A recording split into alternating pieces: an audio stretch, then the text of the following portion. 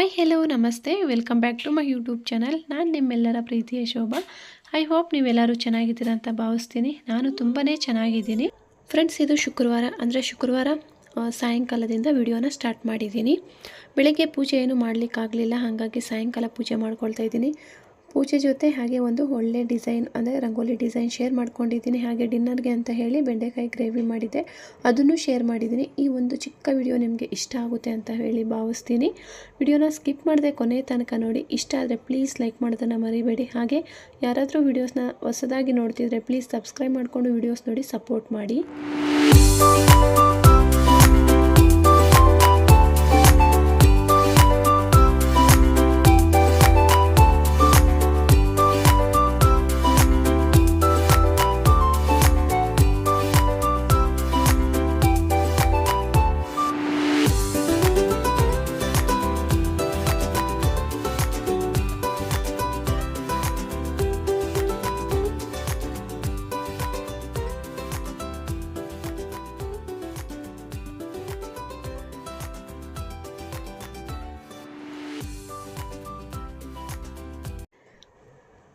ಈಗ ನನ್ನ ಪೂಜೆನೂ ಕಂಪ್ಲೀಟ್ ಮಾಡಿಕೊಂಡೆ. ಪೂಜೆ ಕಂಪ್ಲೀಟ್ ಆಗಿದ ನಂತರ ಈಗ ಒಂದು ಸ್ವಲ್ಪ ಕಾಫಿ ಕುಡಿಬೇಕು ಅನ್ನಿಸ್ತು, ಹಾಗಾಗಿ ಕಾಫಿ ಕುಡಿದ್ಬಿಟ್ಟು ಈಗ ಲಶಿಕಾಗೆ ಊಟಗೆ ರೆಡಿ ಮಾಡ್ತಾಯಿದ್ದೀನಿ. ನಾನು ಲಶಿಕಾಗೆ ಈಗ ಯಾವ ಥರ ಫುಡ್ ಕೊಡ್ತೀನಿ, ಅವಳಿಗೆ ಏನೆಲ್ಲ ಕೊಡ್ತೀನಿ ಅಂತೇಳಿ ಬೇಕಿದ್ರೆ ಒಂದು ಸಪ್ರೇಟ್ ವಿಡಿಯೋ ಮಾಡಿ ಹಾಕ್ತೀನಿ. ಈಗ ಅವಳಿಗೆ ಡಿನ್ನರ್ಗೆ ಅಂತ ಹೇಳಿ ನಾನು ಈಗ ರೈಸ್ಗೆ ಇಡ್ತಾಯಿದ್ದೀನಿ. ರೈಸ್ ಜೊತೆ ಒಂದು ಸ್ವಲ್ಪ ಕ್ಯಾರೆಟು, ಸ್ವಲ್ಪ ಜೀರಿಗೆ ಪುಡಿ ಎಲ್ಲ ಹಾಕಿ ಮಾಡ್ತೀನಿ. ಚೆನ್ನಾಗಿ ಇಷ್ಟಪಟ್ಟು ತಿನ್ಕೊತಾಳೆ. ನಾನು ಅದನ್ನು ಸಪ್ರೇಟ್ ಒಂದು ವಿಡಿಯೋದಲ್ಲಿ ತೋರಿಸ್ತೀನಿ, ನಾನು ಯಾವ ರೀತಿ ಅವಳಿಗೆ ಫುಡ್ ರೆಡಿ ಮಾಡ್ತೀನಿ ಅಂತ ಹೇಳಿ. ಒಂದು ಕಡೆ ಲಶಿಕಾಗೆ ರೈಸ್ಗೆ ಇಟ್ಬಿಟ್ಟು ಈಗ ರೈಸ್ ಆಗೋಷ್ಟೊಳಗಡೆ ಬೆಂಡೆಕಾಯಿನ ಕಟ್ ಮಾಡ್ಕೊಳ್ತಾ ಇದ್ದೀನಿ. ಬೆಂಡೆಕಾಯಿ ಗ್ರೇವಿ ಮಾಡೋಣ ಅಂತ ಹೇಳಿ ಬೆಂಡೆಕಾಯಿ ಚೆನ್ನಾಗಿ ವಾಶ್ ಮಾಡಿಕೊಂಡು ಒಂದು ಒಣ ಬಟ್ಟೆಯಲ್ಲಿ ಒರೆಸ್ಕೊಂಡು ಈಗ ಅದನ್ನು ಸ್ವಲ್ಪ ಬಿಗ್ ಸೈಜಲ್ಲೇ ಪೀಸಸ್ ಆಗಿ ಕಟ್ ಮಾಡಿ ಸೈಡ್ಗೆ ಇಟ್ಕೊಂಡಿದ್ದೀನಿ. ಅಷ್ಟರೊಳಗಡೆ ಲಶಿಕಾದು ರೈಸು ರೆಡಿ ಆಯಿತು. ಈಗ ಒಂದು ಪ್ಲೇಟ್ಗೆ ತೆಗಿತಾ ಇದ್ದೀನಿ. ಒಂದು ಪ್ಲೇಟಿಗೆ ತೆಗೆದು ನಮ್ಮ ಮನೆಯವ್ರಿಗೆ ಕೊಟ್ಟರೆ ಅವರು ತಿಂದ್ಕೊಂಡ್ಬಿಡ್ತಾಳೆ. ಅವಳು ಆಟ ಆಡಿಕೊಂಡು ನಮ್ಮ ಮನೆಯವ್ರ ಹತ್ರ ತಿಂದ್ಕೊಂಡ್ಬಿಡ್ತಾಳೆ. ಹಾಗಾಗಿ ಈಗ ನೋಡ್ತಿರ್ಬೋದು ಅವಳದು ಡಿನ್ನರ್ ರೆಡಿ ಆಯಿತು. ಫಸ್ಟು ನಾನು ಅವಳಿಗೆ ಟೈಮ್ಗೆ ಏನು ಮಾಡಬೇಕು ಅದು ಊಟ ಮಾಡಿ ತಿನ್ನಿಸ್ಬಿಡ್ತೀನಿ. ಆಮೇಲೆ ನನ್ನ ಕೆಲಸಗಳನ್ನ ನಾನು ಮಾಡ್ಕೊಳ್ತೀನಿ, ಇಲ್ಲಾಂದರೆ ಅವಳು ನನಗೆ ಕೆಲಸ ಮಾಡೋಕ್ಕೆ ಬಿಡೋದಿಲ್ಲ. ಹಾಗಾಗಿ ಈಗ ಇಲ್ಲಿ ಬೆಂಡೆಕಾಯಿ ಗ್ರೇವಿ ಮಾಡ್ಕೊಳ್ಳೋಕ್ಕೆ ಅಂತೇಳಿ ಬೆಂಡೆಕಾಯಿನ ಫ್ರೈ ಮಾಡ್ಕೊಳ್ತಾ ಇದ್ದೀನಿ. ಒಂದು ಬಾಣಲಿ ತಗೊಂಡು ಅದಕ್ಕೊಂದು ಸ್ವಲ್ಪ ಎಣ್ಣೆ ಸೇರಿಸ್ಕೊಂಡು ಕಟ್ ಮಾಡಿರೋಂತಹ ಬೆಂಡೆಕಾಯಿ ಸೇರಿಸ್ಕೊಂಡು ಅದನ್ನು ಚೆನ್ನಾಗಿ ಫ್ರೈ ಮಾಡ್ಕೊಳ್ಬೇಕು. ಸಿಮ್ಮಲ್ಲೇ ಇಟ್ಕೊಂಡು ಫ್ರೈ ಮಾಡ್ಕೊಳ್ಬೇಕು ಬೆಂಡೆಕಾಯಿ. ಅದು ಫ್ರೈ ಆಗೋಷ್ಟರೊಳಗಡೆ ಇಲ್ಲಿ ನಾನು ಈರುಳ್ಳಿ ಎಲ್ಲ ಕಟ್ ಮಾಡ್ಕೊಳ್ತಾ ಇದ್ದೀನಿ. ತುಂಬಾ ಸಿಂಪಲ್ಲಾಗಿ ಮಾಡ್ಕೊಳ್ಬೋದು, ಈಸಿಯಾಗಿ ಮಾಡ್ಕೊಳ್ಬೋದು ಬೆಂಡೆಕಾಯಿ ಗ್ರೇವಿ. ಅನ್ನದ ಜೊತೆನೂ ಚೆನ್ನಾಗಿರುತ್ತೆ ಮತ್ತು ಚಪಾತಿ ಜೊತೆನೂ ಚೆನ್ನಾಗಿರುತ್ತೆ, ಹಾಗೆ ಮುದ್ದೆ ಜೊತೆನೂ ಚೆನ್ನಾಗಿರುತ್ತೆ. ಬೆಂಡೆಕಾಯಿ ಗ್ರೇವಿ ಅನ್ನೋದಕ್ಕಿಂತಲೂ ಬೆಂಡೆಕಾಯಿ ಹುಳಿ ಅಂತಲೇ ಹೇಳ್ಬೋದು.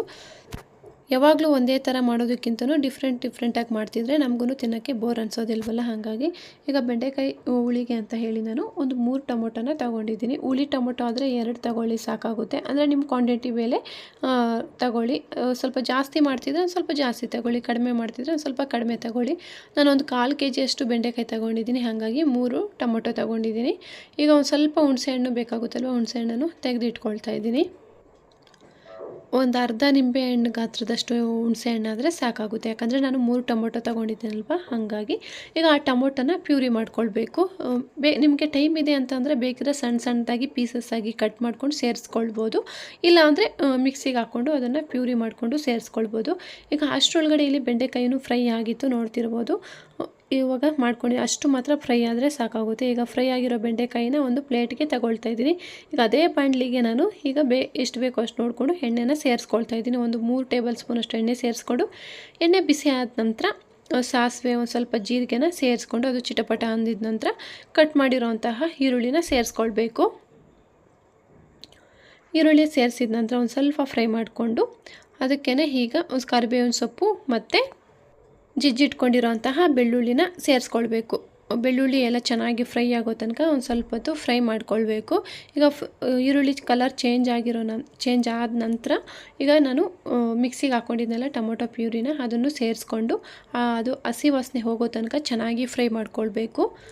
ಅದು ನೀರಿನ ಅಂಶ ಏನಿದೆಯೋ ಅದನ್ನೆಲ್ಲ ಗಟ್ಟಿ ಆಗೋ ತನಕನೂ ಫ್ರೈ ಮಾಡ್ಕೊಳ್ಬೇಕು. ಈಗ ನೋಡ್ತಿರ್ಬೋದು ಚೆನ್ನಾಗಿ ಫ್ರೈ ಆಗಿದೆ. ಈ ಥರ ಗಟ್ಟಿ ಅದಕ್ಕೆ ಬಂದಿರುವಾಗ ಒಂದು ಸ್ವಲ್ಪ ಅರಿಶಿನ ಪುಡಿ, ಖಾರಕ್ಕೆ ನೋಡಿಕೊಂಡು ಎಷ್ಟು ಬೇಕೋ ಅಷ್ಟು ಖಾರದ ಪುಡಿ, ಹಾಗೆ ಧನಿಯಾ ಪುಡಿ 1 ಸ್ಪೂನಷ್ಟು ಧನಿಯಾ ಪುಡಿನ ಸೇರಿಸ್ಕೊಂಡು ಮತ್ತು ಈಗ ಗ್ರೇವಿಗೆ ಎಷ್ಟು ಬೇಕೋ ಅಷ್ಟು ನೋಡಿಕೊಂಡು ಉಪ್ಪನ್ನು ಸೇರಿಸ್ಕೊಂಡು ಒಂದು ಸ್ವಲ್ಪ ನೀರನ್ನು ಸೇರಿಸ್ಕೊಂಡು ಇನ್ನೊಂದು ಸಲ ಮಸಾಲೆ ಎಲ್ಲ ಹಸಿ ವಾಸನೆ ಹೋಗೋ ತನಕ ಫ್ರೈ ಮಾಡ್ಕೊಳ್ಬೇಕು. ತುಂಬ ಡ್ರೈ ಅನಿಸಿದ್ರೆ ಒಂದು ಸ್ವಲ್ಪ ನೀರನ್ನು ಸೇರಿಸ್ಕೊಂಡು ಫ್ರೈ ಮಾಡಿಕೊಂಡು ಅದೊಂದು ಸ್ವಲ್ಪ ಎಣ್ಣೆ ಬಿಡೋಕ್ಕೆ ಶುರುವಾದಾಗ ಒಂದು ನಮಗೆ ಎಷ್ಟು ಬೇಕೋ ಅಷ್ಟು ನೋಡಿಕೊಂಡು ಅರ್ಧ ಗ್ಲಾಸಷ್ಟು ನೀರನ್ನು ಸೇರಿಸ್ಕೊಂಡಿದ್ದೀನಿ. ಆ ನೀರನ್ನು ಸೇರಿಸ್ಕೊಂಡಿದ್ದ ನಂತರ ಇಲ್ಲಿ ಒಂದು ಲಿಡ್ ಕ್ಲೋಸ್ ಮಾಡಿ ಒಂದು ಕುದಿ ಬರೋ ತನಕ ಬಿಡಬೇಕು. ಒಂದು ಕುದಿ ಬರೋ ತನಕ ಸಾಕಾಗುತ್ತೆ. ಈಗ ಒಂದು ಕುದಿ ಬರೋ ಟೈಮಲ್ಲಿ ಒಂದು ಸ್ವಲ್ಪ ಹುಣಸೆ ಹುಳಿನ ಸೇರಿಸ್ಕೊಂಡಿದ್ದೀನಿ. ಈಗ ನೋಡ್ತಿರ್ಬೋದು ಎಷ್ಟು ತೆಳ್ಳಕ್ಕಿದೆ ಅಂತ ಹೇಳಿ. ಈಗ ಬೆಂಡೆಕಾಯಿನ ಸೇರಿಸ್ಕೊಂಡು ಇನ್ನೊಂದು ಸಲ ಮಿಕ್ಸ್ ಮಾಡಿಬಿಟ್ಟು ಲಾಸ್ಟಲ್ಲಿ ಒಂದು ಸ್ವಲ್ಪ ಉಪ್ಪು ಎಲ್ಲ ಸರಿಯಾಗಿದೆಯಾ ಅಂತ ನೋಡಿಕೊಂಡು ಉಪ್ಪನ್ನು ಸೇರಿಸ್ಕೊಂಡು ಒಂದು ಸ್ವಲ್ಪ ಗರಂ ಮಸಾಲ ಸೇರಿಸ್ಕೊಂಡೆ, ಒಂದು ಸ್ವಲ್ಪ ಕಟ್ ಮಾಡಿರೋಂತಹ ಕೊತ್ತಂಬರಿ ಸೊಪ್ಪನ್ನು ಸೇರಿಸ್ಕೊಂಡು ಈಗ ಮತ್ತೆ ಲಿಡ್ ಕ್ಲೋಸ್ ಮಾಡಿಕೊಂಡು ಒಂದು 10 ನಿಮಿಷ ಹಾಗೆ ಬೇಯಕ್ಕೆ ಬಿಡಬೇಕು. ಬೆಂಡೆಕಾಯಿ ಎಲ್ಲ ನೋಡ್ತಿರ್ಬೋದು ಬೆಂದಿದೆ. ಈಗ ಗ್ರೇವಿನೂ ಅಷ್ಟೇ ಗಟ್ಟಿ ಬಂದಿದೆ ನೋಡ್ತಿರ್ಬೋದು. ಇನ್ನೊಂದು 5 ನಿಮಿಷ ಹಾಗೆ ಮೀಡಿಯಮ್ ಫ್ಲೇಮಲ್ಲಿ ಇಟ್ಟು ಇನ್ನೊಂದು 5 ನಿಮಿಷ ಕುದಿಯೋಕ್ಕೆ ಬಿಡಬೇಕು. ಈಗ ಆಲ್ಮೋಸ್ಟ್ ಬೆಂಡೆಕಾಯಿ ಗ್ರೇವಿ ರೆಡಿ ಆಯಿತು. ನೋಡ್ತಿರ್ಬೋದು ಎಣ್ಣೆ ಎಲ್ಲ ಮೇಲೆ ಬಿಟ್ಕೊಂಡಿದೆ. ಎಣ್ಣೆ ಎಲ್ಲ ಮೇಲೆ ಬಂದಿದೆ ಅಂದರೆ ಗ್ರೇವಿ ಆಗಿದೆ ಅಂತಲೇ ಅರ್ಥ. ಮುದ್ದೆ ಜೊತೆ ಅಂತೂ ಸೂಪರಾಗಿತ್ತು. ನೀವು ಖಂಡಿತ ಒಂದು ಸಲ ಟ್ರೈ ಮಾಡಿ, ನಿಮಗೂ ಇಷ್ಟ ಆಗುತ್ತೆ. ಈ ಒಂದು ಚಿಕ್ಕ ವಿಡಿಯೋ ನಿಮಗೆ ಇಷ್ಟ ಆಗಿರುತ್ತೆ ಅಂತ ಭಾವಿಸ್ತೀನಿ. ಇಷ್ಟ ಆದರೆ ಲೈಕ್ ಮಾಡೋದನ್ನು ಮರಿಬೇಡಿ. ನೆಕ್ಸ್ಟ್ ವಿಡಿಯೋದಲ್ಲಿ ಸಿಗೋಣ.